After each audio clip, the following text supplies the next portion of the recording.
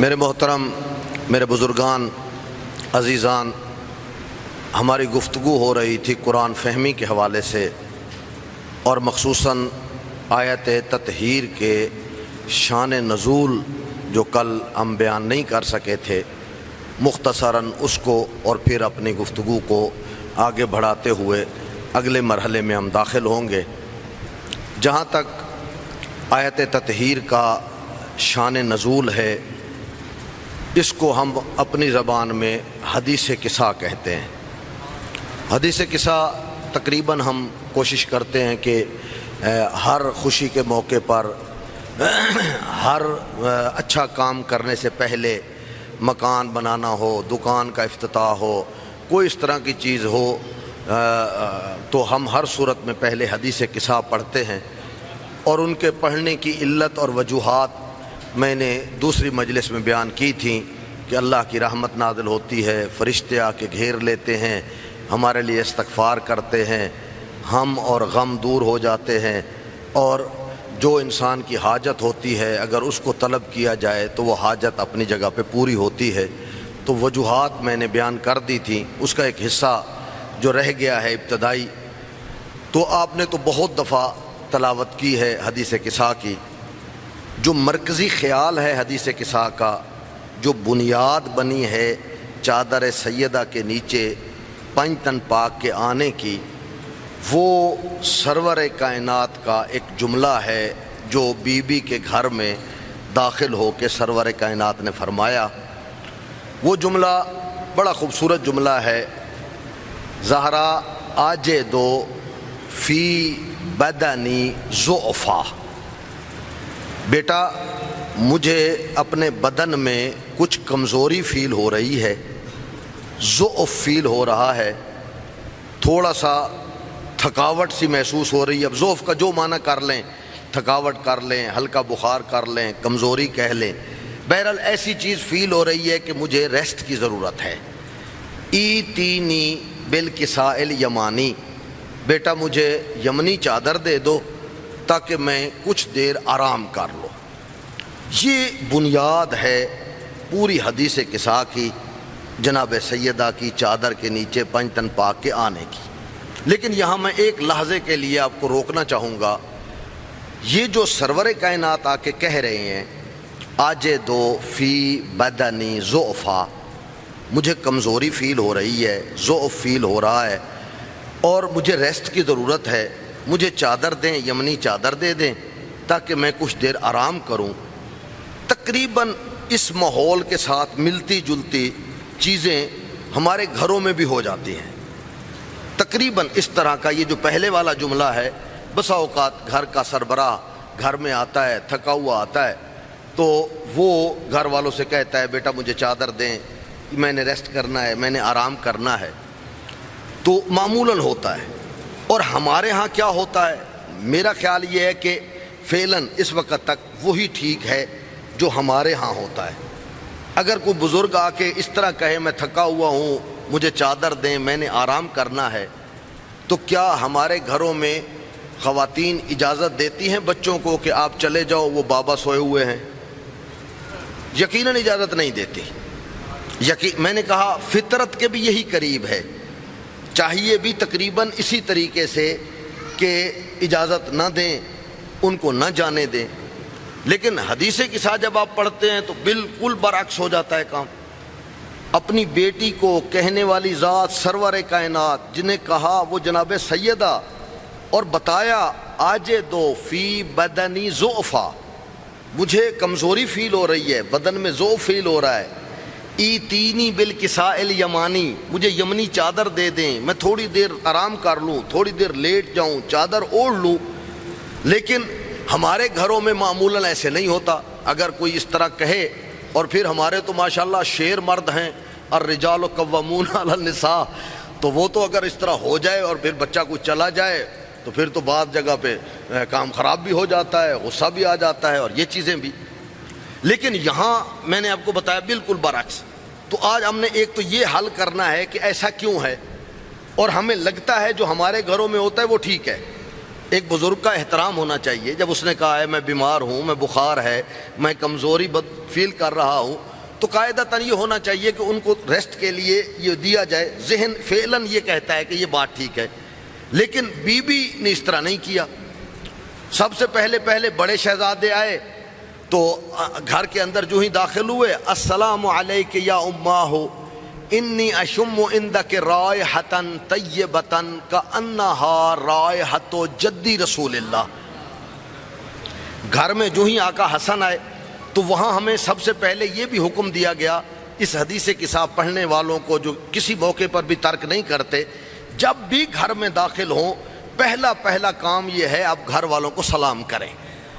اگر ہم نے سیرت اہل بیت پہ چلنا ہے تو یہ کوئی اتنی بڑی مشکل کام نہیں ہے، لیکن چونکہ ہمیں عادت نہیں ہے، ہم کہتے ہیں ہم اپنے گھر میں آئے ہیں تو اپنے گھر میں سلامتی کیوں مانگ لیں. نہیں، معصومین کا طریقہ کار یہ ہے کہ بیٹا ماں سے مل رہا ہے تو السلام علیک یا اماہ انی اشم عندک رائحۃ طیبۃ کأنہا رائحۃ جدی رسول اللہ. اچھا، یہ حسن جب تشریف لا رہے ہیں نا، ذہن میں یہ رہ جائے کہ یہ نہیں کہ بچہ ایک آ رہا ہے، الامام امام ولو کان صبیا، یہ ذہن میں نہ رکھیں کہ ایک عام بچہ آیا ہے، چھوٹا بچہ آیا ہے، ماں سے کہہ رہا ہے نانا کی خوشبو آ رہی ہے اور ماں ادھر بھیج رہی ہے. حسن بڑی عظمت کے مالک ہیں. ہمارا کوئی امام، یہ واحد 2 امام ہیں، نانا کے ہوتے ہوئے بھی امام ہیں، بابا کے ہوتے ہوئے بھی یہ 2 امام ہیں. چونکہ یہ جملے سرور کائنات کے ہیں، الحسن والحسین امامان، یہ دونوں کے دونوں امام ہیں. ولو قعد و جالسا، چاہے جس پوزیشن میں بھی ہوں یہ امام ہیں. تو میرے ذہن میں ایک واقعہ آ رہا ہے کہ مل کر بلند آواز سے محمد و آل محمد کی عظمت پہ درود بھیجیے گا.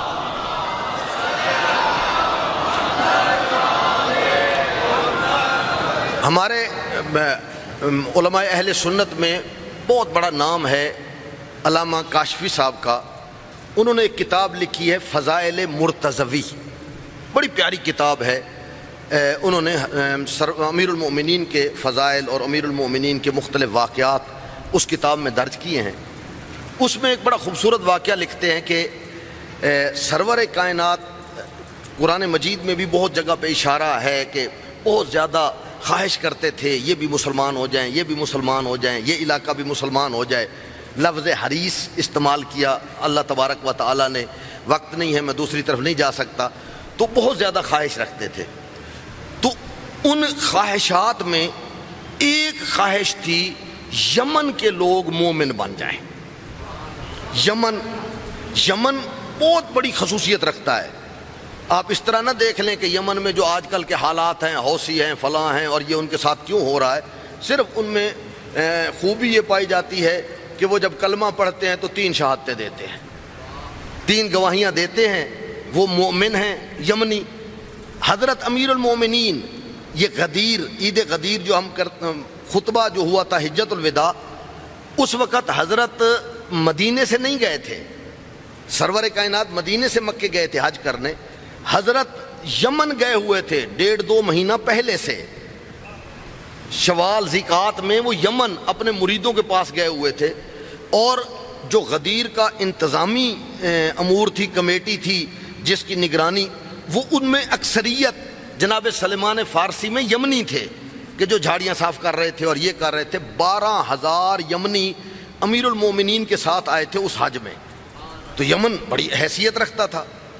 تو حضرت نے فرمایا جی میرا دل چاہتا ہے کوئی آپ میں سے اٹھے اور یمن میں کوئی گھر نہ چھوڑے، ہر گھر میں اسلام پہنچا کے آ جائے. کوئی ایسا کام کرنے کے لیے اگر کوئی آمادہ ہو جائے، تیار ہو جائے. ڈھیر سارے بندے بیٹھے ہوئے تھے، ڈھیر سارا لمبا چوڑا خطبہ. علامہ کاشفی لکھتے ہیں کہ اصحاب کافی زیادہ بیٹھے ہوئے تھے. ایک دفعہ دہرایا، دوسری دفعہ دہرایا. تو جب دوسری دفعہ کہا تو ایک نوجوان جو ہے صحابی رسول جناب سمسام ان کا نام تھا، تو وہ کھڑے ہو گئے اور انہوں نے کہا یا رسول اللہ یہ خدمت میں انجام دینے کے لیے تیار ہوں، میں یہ خدمت انجام دینے کے لیے تیار ہوں. میں جاتا ہوں، یمن کا کوئی گھر نہیں بچے گا، نہ صرف وہ مسلمان بنیں گے، وہ پکے مومن بن جائیں گے. میں یہ کام کرتا ہوں، لیکن یا رسول اللہ میں چاہتا ہوں کہ آپ مجھے اس کا کوئی اجر دیں. اس کے لیے مجھے کیا دیں گے؟ میں یہ جو کام مصلحت تھی، میں بھی مصلحتیں ساری کھل جائیں گی بات ختم ہونے تک، آپ مجھے اس کے لیے کیا دیں گے؟ حضرت مسکرائے، کہا جو تو کہے گا تجھے دیں گے، اتنا بڑا تو کام کرنے لگنے جا رہا ہے کہ پورے یمن کو تو مسلمان بنانے جا رہا ہے، تو جو تو کہے گا تجھے دیں گے ہم، پرابلم نہیں ہے۔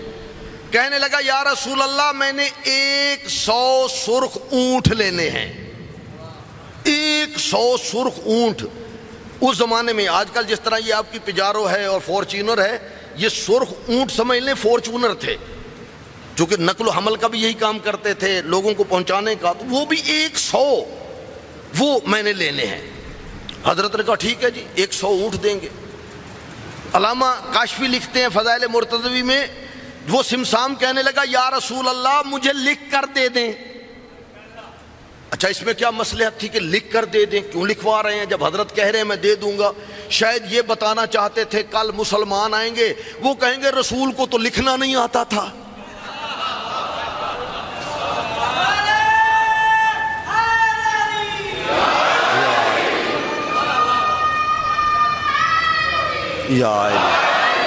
تو لکھا، لکھنے کے بعد کہا امضا کر دیں، سائن کر دیں۔ سرور کائنات نے اپنے سائن کیے، وہ اپنے کام پہ شروع ہو گیا، جا کے چلا گیا یمن، اور ماشاءاللہ الا ماشاءاللہ جتنی اس نے زحمت کی اپنا کام مکمل کرنے کے بعد وہی رکا ہاتھ میں لیا ہوا مدینے آ گیا۔ جب مدینے پہنچا اتفاق سے چند دن پہلے سرور کائنات کا وصال ہو گیا تھا۔ جب سرور کائنات کا وصال ہو گیا اس کے پاس تحریر بھی موجود تھی، امضا بھی موجود تھے، سائن بھی موجود تھے، تو علامہ کاشفی لکھتے ہیں کہ لے گئے ان کو مسجد نبوی میں، تو وہاں جب گئے تو جا کے انہوں نے بات کی، بے آپ چونکہ بیٹھے ہیں ابھی ممبر رسول پر، تو یہ میرے پاس تحریر ہے اور حضرت نے کہا ہے میں نے اپنا کام کر دیا ہے، اب میں نے انعام لینا ہے، وہ اپنا چیزیں لینی ہیں۔ تو ممبر سے بیٹھے ہوئے شخص نے کہا سمسام میں تجھے جھٹلا نہیں رہا، اتفاق ایسا ہے جس دن تیری اور سرور کائنات کی بات ہو رہی تھی میں بھی اس محفل میں موجود تھا، میں تو اس وقت سوچ رہا تھا یہ 100 سرخ اونٹ آئیں گے کہاں سے، میں تو اس وقت بھی پریشان تھا، تم 100 سرخ اونٹ مجھے تو کچھ نہیں دے گئے 100 سرخ اونٹ۔ پھر وہی آیا جسے سلیمان فارسی کہتے ہیں، انہوں نے کہا سمسام تجھے پتہ نہیں ہے امانتیں لوٹانے والا گھر کون سا ہے؟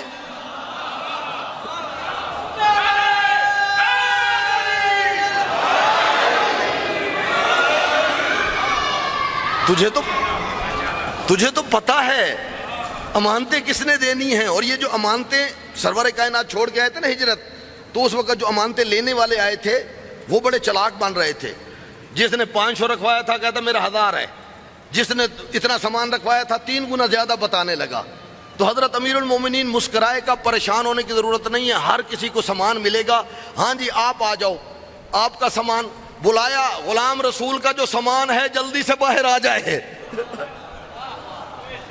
وہ سامان گواہی دیتا تھا کہ میں اس بندے کا ہوں اور اتنا ہوں، کہا لے جاؤ اس کو، تو یہاں تو فراڈ نہیں چل سکتا۔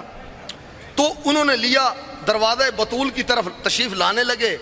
علامہ کاشفی فضائل مرتضوی میں لکھتے ہیں ابھی دروازے پہ نہیں پہنچے تھے، اندر سے آواز آئی امیر المومنین کی، سلیمان یہ سمسام ہمارا مہمان ہے، اسے 1 رات اپنے گھر میں رکھو، اسے بتاؤ صبح میرا بیٹا حسن تجھے 100 سرخ اونٹ دے گا۔ اچھا اب یہاں سے فضائل مرتضوی کی بات نہیں ہے، میں اپنی بات کر رہا ہوں۔ میرا ذہن یہ کہتا ہے کہ مدینے میں جب مسجد میں گیا تھا تو ڈھیر سارے لوگ بیٹھے تھے، تو اب ساری رات کچھ جذباتی قسم کے لوگ بھی ہوتے ہیں، وہ گنتی کرتے رہے ہوں گے جی وہ فلاں کے 25 فلاں کے 10 فلاں کے 15، ساری رات حساب کرنے کے بعد کہتے ہوں گے یار یہ پورے مدینے میں تو 80 بھی نہیں پورے ہوتے، تو نہ جانے آقا حسن کیسے دیں گے 100 اونٹ۔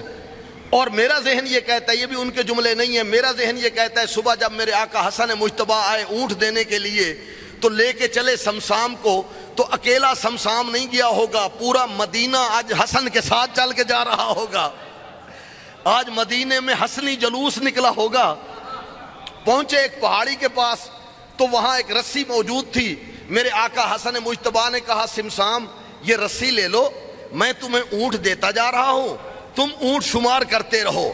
اونٹ دینے شروع کیے, کہا 1 ہو گیا, 2 ہو گئے, 10 ہو گئے, 90 ہو گئے, 98 ہو گئے, 99 ہو گئے.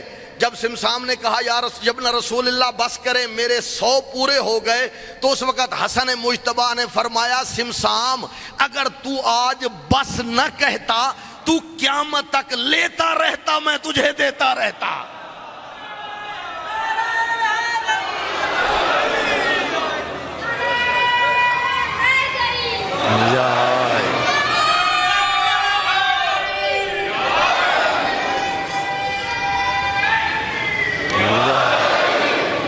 تو حسن مجتبیٰ تشریف لائے, وہ بھی جانتے تھے, ماں نے بھیج دیا بھی جائیں, وہ بابا سوئے ہوئے ہیں. روکا نہیں ماں نے. ہمارا ذہن یہ کہتا ہے روکنا چاہیے تھا, کیونکہ سرور کائنات کہہ گئے تھے آج دو فی بدنی ضعفا, مجھے کمزوری فیل ہو رہی ہے, چادر دیں, میں نے ریسٹ کرنا ہے, تو روکا نہیں. اچھا جب وہاں پہنچے اپنے نانا کے پاس, تو میرے آقا نے سلام کیا, السلام علیکہ یا جدہ ہو یا رسول اللہ. 2 باتیں کی, 2 عہدے ذکر کیے, بتایا لوگو آپ کا رشتہ ہوگا ان سے رسالت والا, میں وہ ہوں جو ان کا خون ہوں. السلام علیکہ یا جدہ ہو, یہ ہمارے جد بھی ہیں, ہمارے رسول بھی ہیں. حل تأذن لی ان ادخل معک تحت الکساء, کیا اجازت ہے میں آپ کے ساتھ چادر کے اندر آ جاؤں؟ یہاں سرور کائنات نے بھی نہیں روکا. میرا بچہ میں تو تیری ماں کو بتا کے آیا تھا آج دو فی بدنی ضعفا, مجھے کمزوری ہو رہی ہے, میں نے آرام کرنا ہے. تو چلے ماں تھی, محبت کی وجہ سے شاید اس نے بھیج دیا ہو, تو بیٹا میں تو ریسٹ کرنا چاہتا ہوں. وہاں تو تعارف نہیں ہوتا, لیکن مولا نے بھی بلا لیا. نہ صرف بلایا بلکہ 2 عہدے بھی بتا دیے. وعلیک السلام یا ولدی یا صاحب حوضی, اے میرے بیٹے, اے حوض کوثر کے مالک, آ جا ادھر چادر کے اندر آ جا. تھوڑی دیر کے بعد آقا حسین آئے, سیم اسی طریقے سے السلام علیکہ یا امہ ہو انی اشم عندک رائحۃ, بی بی نے بھیجا, وہ تمہارا بھائی اور بابا چادر کے نیچے ہیں. تو میرے آقا حسن حسین بھی سیم اسی طرح, لیکن اب عہدہ فرق ہے.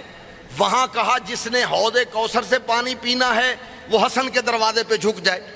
یہاں حسین کے لیے فرمایا وعلیک السلام یا ولدی یا شافع امتی. یہ نہیں کہا مومنین کی شفاعت تو کرے گا, یہ نہیں کہا میری امت کا کوئی فرد ہے اگر حسین اس پہ ہاتھ رکھ دے کہ یہ میرا محب ہے, جنت اس پر واجب ہو جائے گی. وہ بھی چلے گئے. کچھ دیر کے بعد جناب سیدہ تشریف لے آئیں, امیر المومنین. میرا سوال اپنی جگہ پہ کھڑا ہے کہ جناب میرے گھر میں تو روکا جاتا ہے, اور یہاں بی بی نے بھی نہیں روکا, اور یہ سارے بی بی خود بھی تشریف لے گئیں, امیر المومنین بھی آ گئے, سارے لوگ گھر کے اندر اس چادر کے نیچے. اچھا میرے گھر میں کیوں روکتے ہیں, کس لیے منع کرتے ہیں؟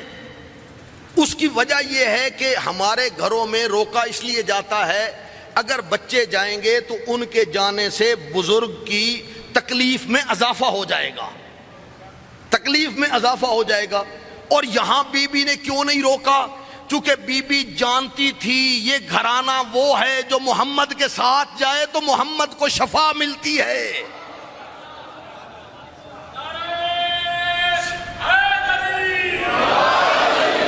یہ شفا ملتی ہے. اچھا اب چادر والے, چادر کے نیچے 5 تن پاک آ گئے. وقت کم ہے, میں صرف مختصراً 5 تن پاک آ گئے. چادر کا دایاں کنارہ پکڑا, بے ید ہل یمنا, دائیں انگلی آسمان کی طرف کی, اللہم ہؤلاء اہل بیتی, یا اللہ یہی میری اہل بیت ہے. اگر کسی کو شک ہے تو یہ دیکھ لے کہ یہ میری اہل بیت ہے. اور اس روایت کو, یہ جو جملے میں کہہ رہا ہوں ابھی, یہ والے جملے صحیح مسلم نے بھی لکھے ہیں, صحیح بخاری نے بھی. ہماری ضرورت ہی نہیں ہے کسی سے مناظرہ کرنے کی, کوئی مانتا ہے نہیں مانتا ہے نہ مانے. لیکن بتانے کا مقصد یہ ہے کہ سرور کائنات کے یہ جملے صرف ہماری کتابوں کے نہیں ہیں, یہ جملے سیاستہ میں بھی موجود ہیں تمام جگہ پہ. ہؤلاء اہل بیتی و خاصتی, یہ میرے خاص لوگ ہیں. وہ حامتی, میرے حامی ہیں. لحمہم لحمی و دمہم دمی, یہاں دو تعبیریں استعمال کی ہیں میرے مولا نے، لحمہم لحمی دمہم دمی، ان کا گوشت میرا گوشت، ان کا خون میرا خون۔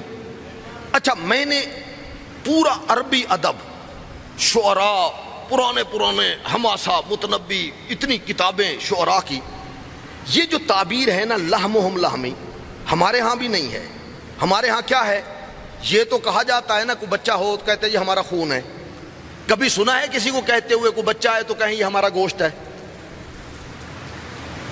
یہ لحم والی تعبیر سوائے اس حدیث قصہ کے یا اس کے علاوہ سرور کائنات کے اور جو فرمان ہے اس خاندان کے لیے، جس میں بتایا ان کا گوشت میرا گوشت، ان کا خون میرا خون، تو یہ تعبیر کیوں استعمال کی؟ یہ لفظ کیوں استعمال کیا کہ ان کا گوشت میرا گوشت ہے، ان کا خون میرا خون ہے، جبکہ یہ تعبیر نہ ادب عربی میں استعمال ہوتی ہے، ادب اردو میں بھی کبھی آپ لوگوں نے نہیں سنا، شاید باقی جتنے بھی ادب ہیں، چاہے ادب انگلش ہے، انگلش لٹریچر ہے یا کوئی بھی ہے، شاید وہاں بھی یہ تعبیر نہ ہو، مجھے نہیں پتا اس کا، لیکن عربی میں یہ تعبیر صرف سرور کائنات نے اپنے اس پنج تن کے لیے استعمال کی ہے۔ وجہ کیا ہے؟ کیوں کہا لحمہم لحمی؟ اس جگہ نہیں، کئی جگہ پہ کہا، امیر المومنین کے لیے کہا، حسن مجتبیٰ کے لیے کہا، علیحدہ کے لیے کہا۔ صرف اسی کی چھوٹی سی وضاحت کر کے میں جلدی سے آگے چلا جاؤں گا۔ خون تو کہا جاتا ہے لیکن گوشت نہیں کہا جاتا، کہ یہ بچہ جی کو پوچھے کون ہے، جی کہ جی میرا گوشت ہے، جی نہیں، کہیں ہمارا خون ہے، یہ لفظ استعمال ہوتا ہے، گوشت کا استعمال نہیں ہوتا۔ اور یہاں سرور کائنات کہہ رہے ہیں زہرا میرا گوشت ہے، حسن میرا گوشت ہے، علی میرا گوشت ہے، جی گوشت کی تعبیر کیوں استعمال کی؟ میرا دوست، خون زندہ بندے کا اگر نکالا جائے تو خون کو چبھن محسوس ہوتی ہے؟ خون پڑا ہو بوتل میں نکال کے رکھتے ہیں، لیبارٹری میں جاتے ہیں، اس کے اندر سوئی ڈالیں، خون کو محسوس ہوتا ہے؟ نہیں محسوس ہوتا۔ گوشت میں اگر سوئی ڈالیں تو محسوس ہوتا ہے؟ تو رسول اللہ بتا رہے ہیں، او لوگوں اگر کسی نے ان کو تکلیف دی نا تو جس طرح ان کے گوشت میں سوئی چبھنے سے تکلیف ہوگی، وہ سمجھنا میں محمد کے گوشت میں سوئی چبھائی ہے۔ اگر ان پر تیر چلایا ہے تو میں محمد پہ چلایا ہے، اگر ان پہ تلوار چلائی ہے تو میں محمد پہ۔ ایک دفعہ مل کر بلند آواز سے محمد و آل محمد کی عظمت پہ درود بھیجیے گا۔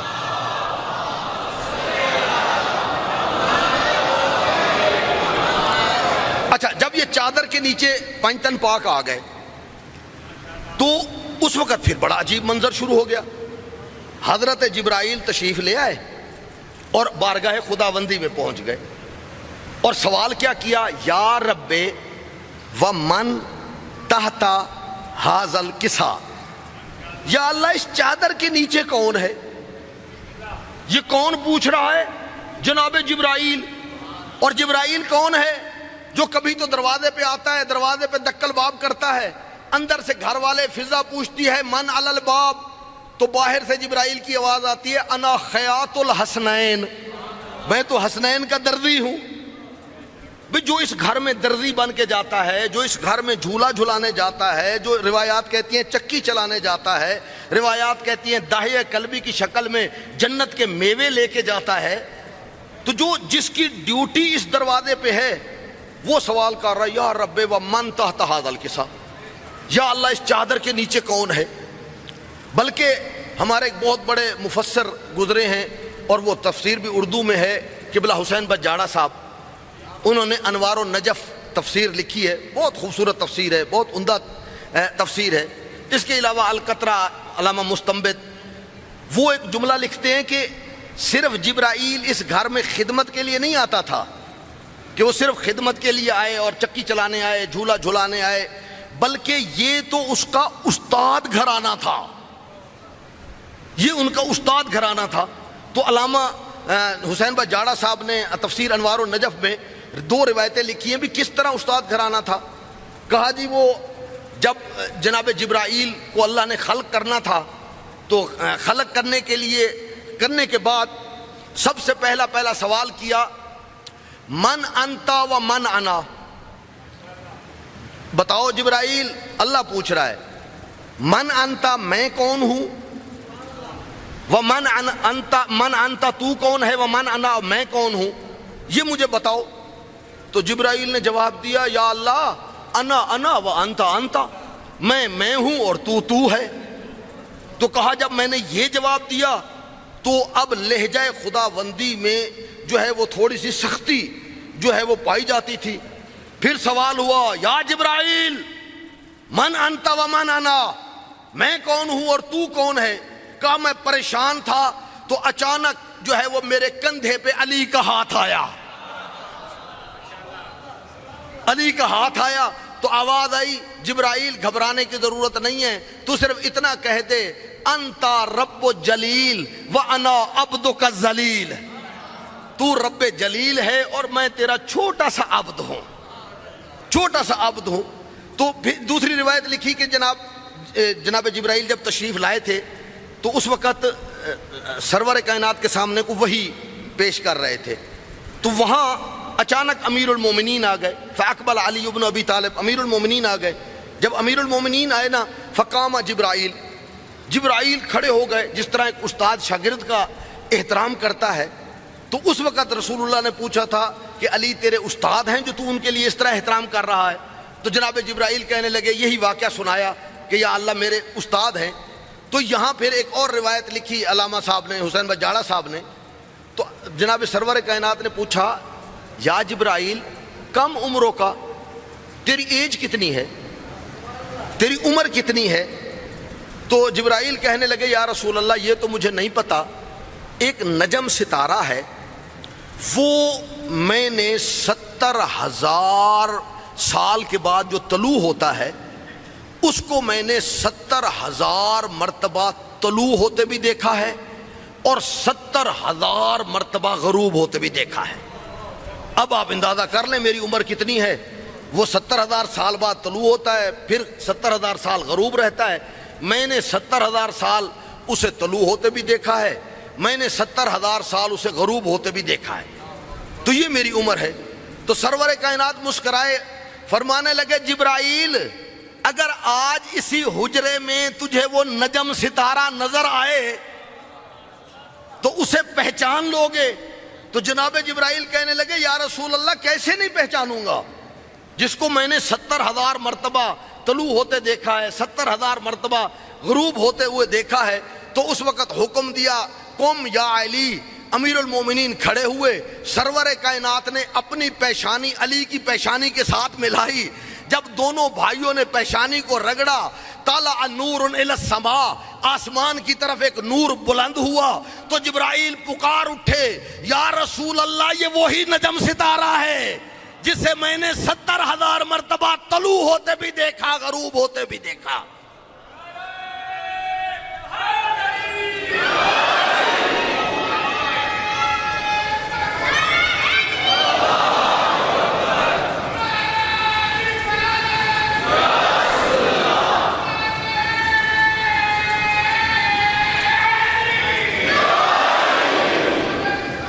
اللہم صلی علی محمد اچھا وہ جبریل آئے ہیں اور پوچھ رہے ہیں کہ یا اللہ یا رب و من تحت ھذا الکسا، یا اللہ اس چادر کے نیچے کون ہے؟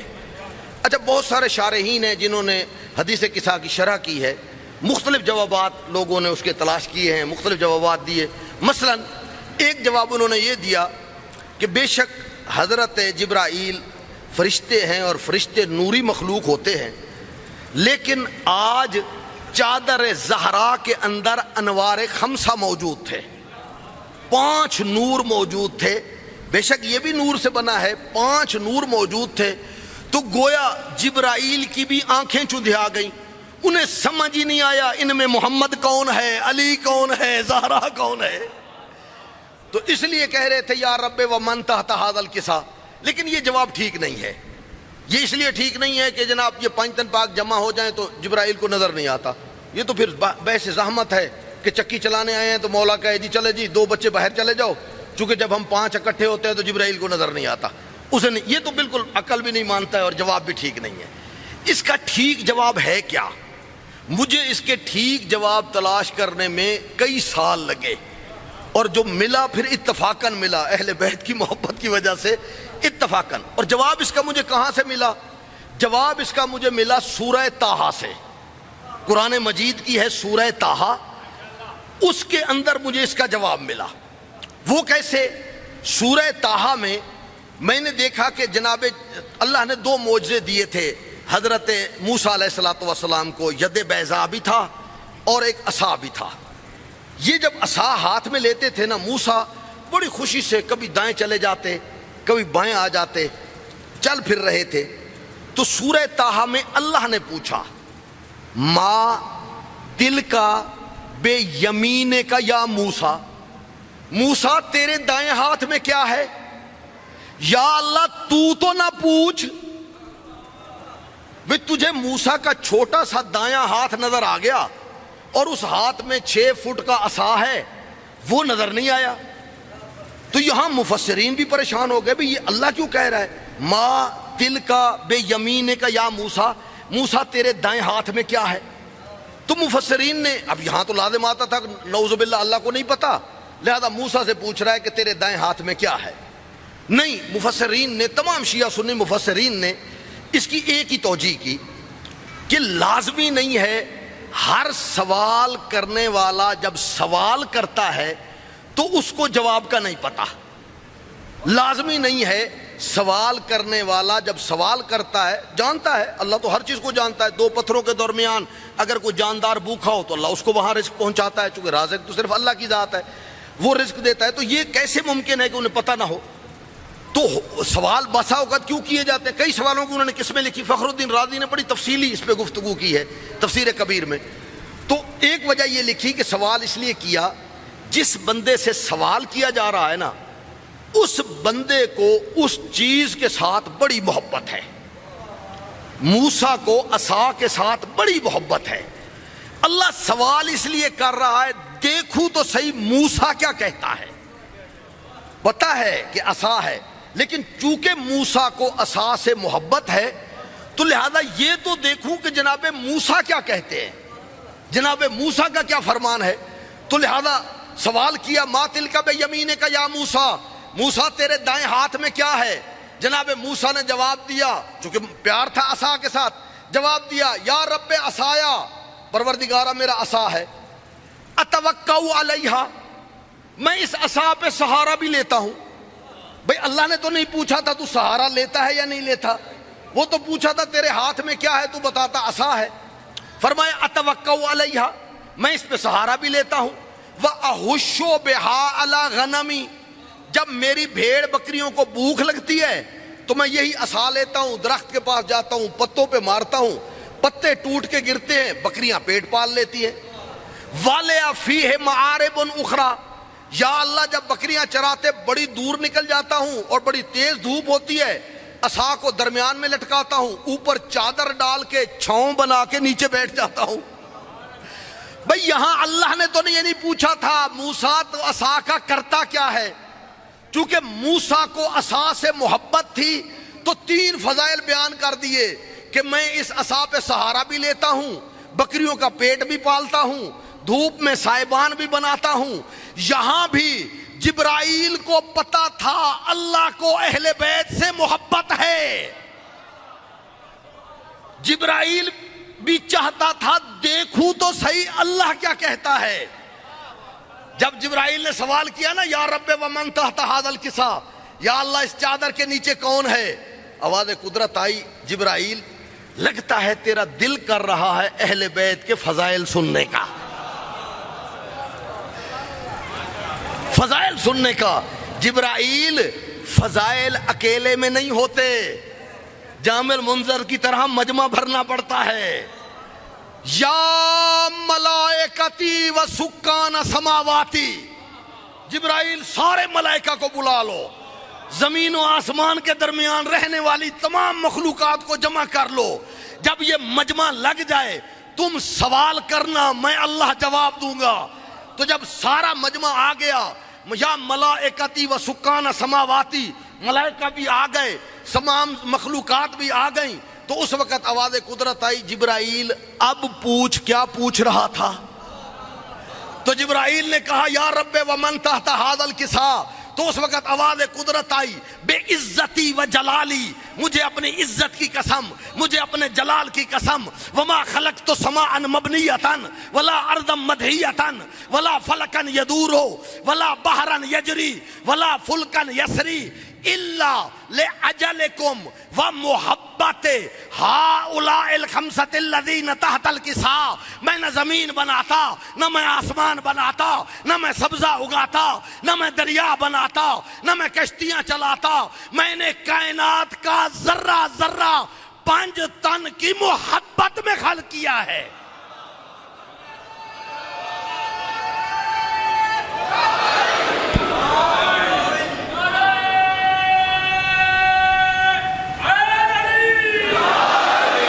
نعرہ حیدری،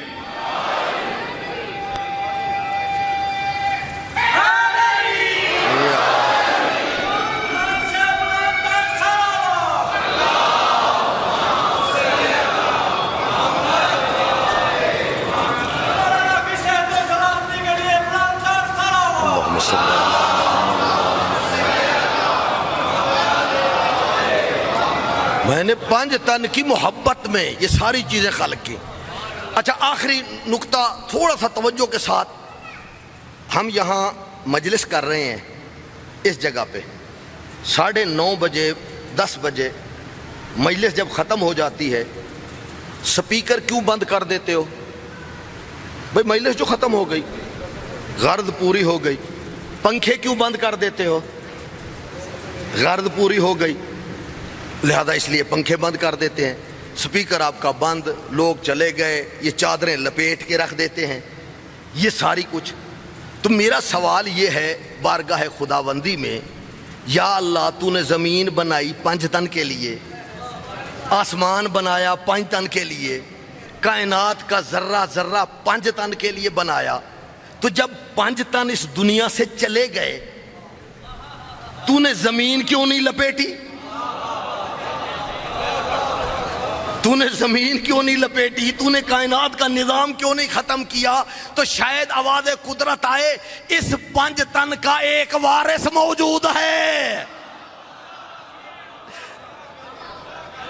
یہ کائنات جب تک وارث نہیں آ جاتا کائنات موجود رہے۔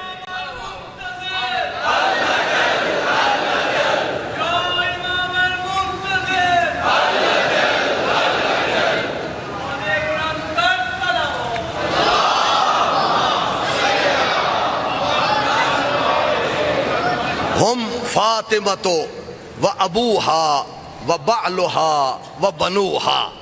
بڑا خوبصورت جملہ ہے علامہ اقبال کا۔ زہرا کا ناز نسبتوں پر نہیں ہے کہ وہ محمد کی بیٹی ہے، علی کی زوجہ ہے، حسنین کی والدہ ہے۔ نسبتوں کو ناز ہے زہرا پر کہ میں زہرا کا بابا ہوں، میں زہرا کا شوہر ہوں، میں زہرا کے بچے ہیں ہم۔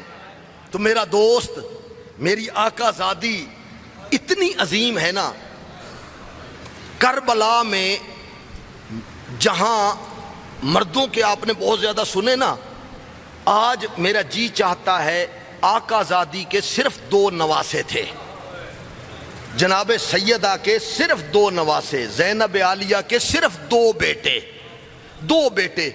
میری عادت نہیں ہے اتنے دنوں میں، آج 5ویں 6ٹھی مجلس ہے، آپ نے نہیں دیکھا میں نے ایک دفعہ کہا ہو کہ آپ ضرور گریہ کرنا، ایک دفعہ بھی نہیں کہا او مومنین گریہ کریں، اونچا روئیں، یہ کریں وہ کریں، کبھی میری عادت نہیں ہے۔ لیکن آج میں ہاتھ جوڑ کے خصوصاً اپنی ماؤں سے کہوں گا، چونکہ کربلا کے یہ 2 شہید ایسے ہیں، ان کی ماں نے ان پہ گریہ نہیں کیا، ان کی ماں ان پہ نہیں روئی، ان پر گریہ نہیں کیا۔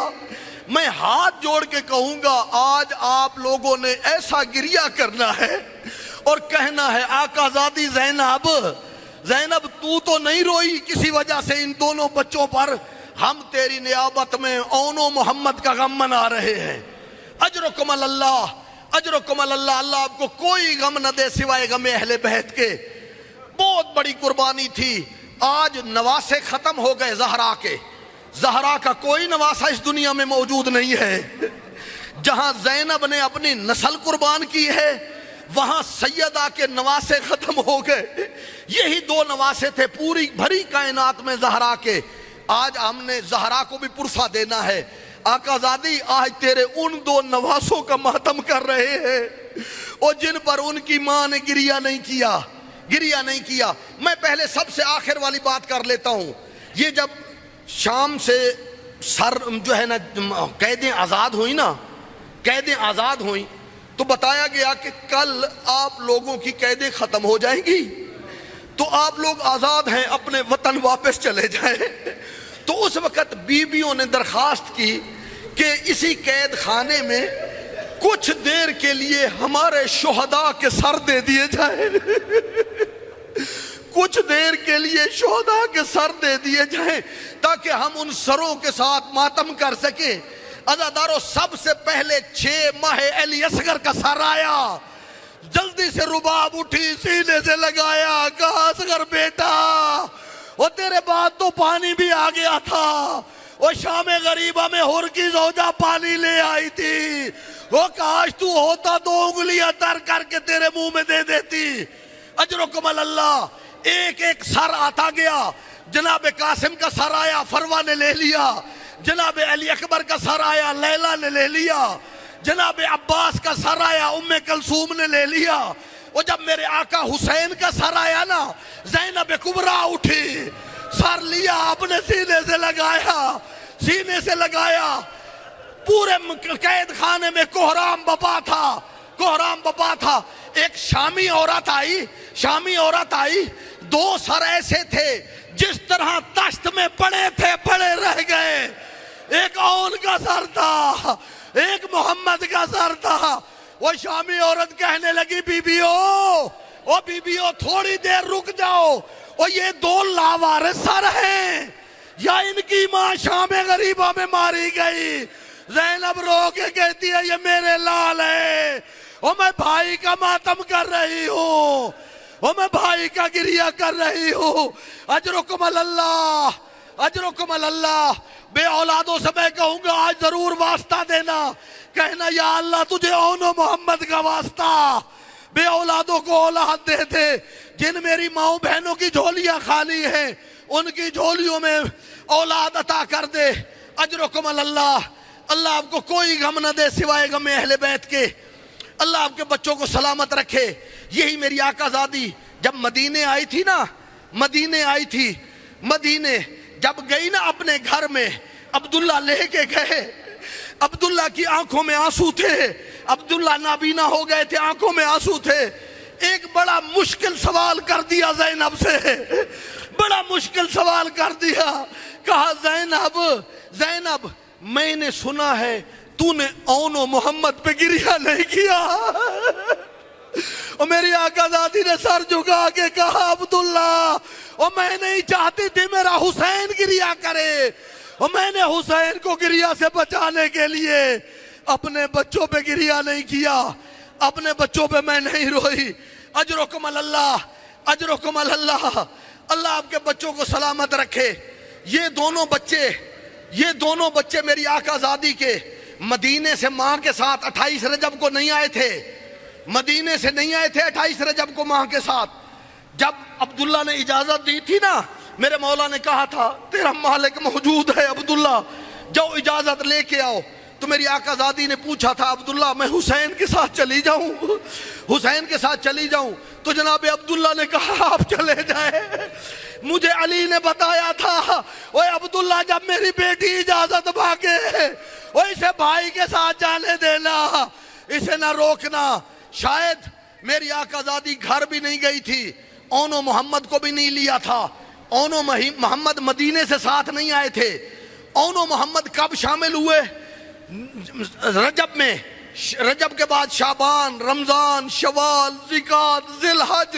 اور جب مسلمانوں نے حسین کو حج ادا نہیں کرنے دیا, عمرے میں تبدیل کیا.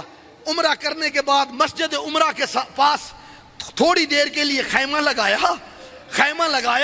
تو اس وقت غازی عباس نے کہا, آقا میں دیکھ رہا ہوں ادھر سے دور ایک غبار بلند ہو رہا ہے, لگتا ہے کوئی آنے والا ہے. ایک روایت یہ ہے کہ نہیں, مولا نے خود کہا تھا عباس میرا مہمان آنے والا ہے, میرے 2 مہمان آنے والے ہیں، تم ان کا انتظار کرنا۔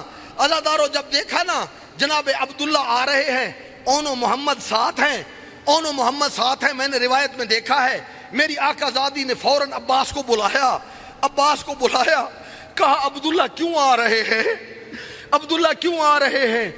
دل میں سوچا، کہا اگر مجھے لینے آ رہے ہیں نا تو میری یہاں وفات ہو جائے گی، میں حسین کے بغیر ایک لمحہ بھی زندہ نہیں رہ سکتی، ایک لمحہ بھی زندہ نہیں رہ سکتی۔ بعض روایات میں یہ جملے جناب عبداللہ سے کہے۔ جب عبداللہ آئے، کہا آقا حسین سے کہ میں نے زینب کے پاس جانا ہے، میری آقا زادی کے پاس آئے۔ زینب تھوڑی سی گھبرائی ہوئی تھی کہ نہ جانے میرا شوہر ہے کہے کہ میں تجھے ساتھ لینے آیا ہوں، لیکن جناب عبداللہ جب آئے نا آواز دی، زینب زینب میں اتنا سفر اس لیے کر کے آیا ہوں، تیرے نانے کی ایک حدیث ہے، جب بھی کسی مشکل کام میں جانے لگو صدقہ ضرور دے دینا۔ او زینب میں تیرے لیے 2 صدقے لایا ہوں، ایک میرا اون ہے اور ایک میرا محمد ہے، ایک میری طرف سے حسین پہ قربان کر دینا، ایک اپنی طرف سے حسین پہ قربان کر دینا۔